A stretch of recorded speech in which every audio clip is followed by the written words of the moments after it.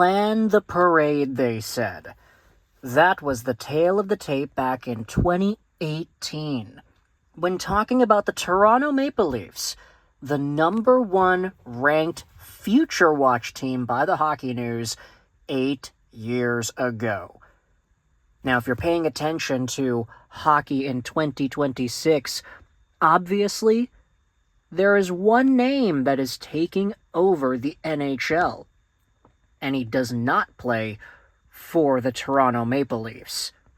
Let's take a look at Mitch Marner, 8 years after his inclusion on the number one youthful team in the league, and how the Toronto Maple Leafs ended up fumbling everything with what Marner was supposed to be.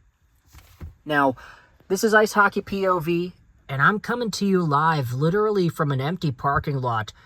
It goes for a while, and it's kind of creepy, giving big backrooms vibes, if I'm being honest here.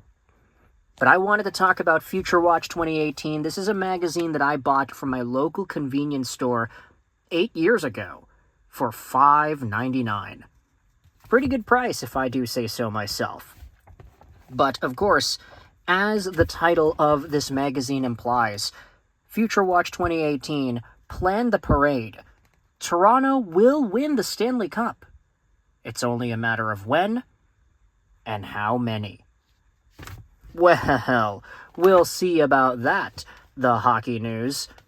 Obviously, a lot of the most talented Toronto Maple Leafs are gone from this version of what the Maple Leafs were supposed to be. Mitch Marner, of course, is the big one. He's doing very well in Vegas. Matthews and Nylander are still there. But look at some of the other names that are written about in this True Blue article from 8 years ago. Now, I'm sorry, Mr. Ken Campbell. I know this article is 8 years old, but this is a really weird way to introduce the Maple Leafs and what they were supposed to be. It spends a few paragraphs talking about John Ferguson Jr. and how his vision of the Maple Leafs back in the day prevented them from becoming a Red Wings or a New Jersey Devils type dynasty. But then it goes into the future. It should be noted that current Leafs GM Lou Lamoriello had a luxury Ferguson was never afforded.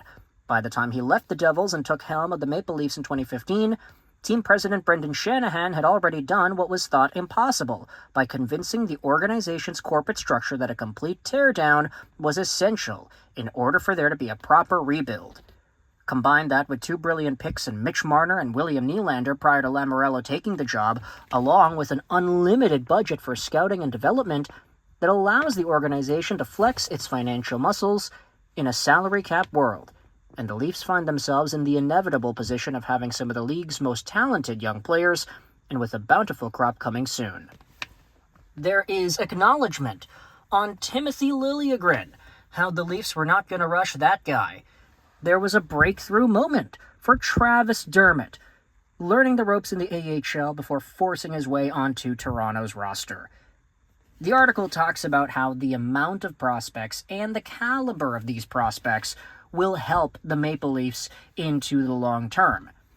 And, of course, you had Auston Matthews, Nylander, and Marner doing some pretty good work, and when you look further into this magazine, you'll see that the Toronto Maple Leafs had the number one ranked prospect pool in the entire NHL.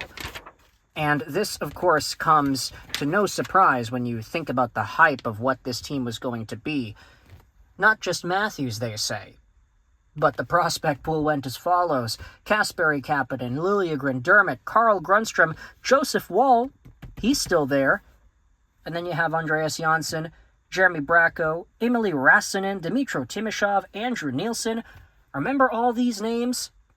Well, I'd say the biggest name, Mitch Marner, already having departed the Maple Leafs in 2025, is on to bigger and better pastures with the Vegas Golden Knights. All that talk about how Marner was not clutch, how he didn't have what it takes to be a playoff performer with the Maple Leafs, maybe a lot of that was circumstantial due to the fact that he was on the Maple Leafs. Because now, in 2026, on a team that didn't even exist back when these magazines were being published, or Did they exist? Actually, yeah, no, I think they did. Vegas came in 2017 after all. Nowadays, Mitch Marner is one of the best players in the playoffs. He's scoring goals like crazy. He's going through the legs on breakaways. He's just doing everything he was supposed to do back when Maple Leafs fans were watching him and looking at magazines like this, saying, oh yeah, this guy's going to be the best thing for Toronto. A local guy who comes into the system and, oh, there's Carter Hart versus Ilya Samsonov. A local guy who comes in and starts dominating. But no. Now he's doing that with another team. Let me know your thoughts in the comment section below. How do you feel about Mitch Marner, the way he was treated in Toronto, and how the expectations and reality seem to have flipped from 8 years ago to now? Marner is a very talented hockey player, but he just didn't display that with this team in the blue and white. This has been Ice Hockey POV, signing out. I'll see you in the next one as we continue our conversations on ice hockey memorabilia. Plan the parade. I'll see you in the next video.